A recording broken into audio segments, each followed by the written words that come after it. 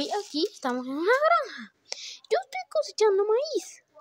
Es muy difícil, pero esto lo hago para poder comer yo. ¡Ñam! Después de terminar, vamos a descansar un ratito, porque es muy difícil.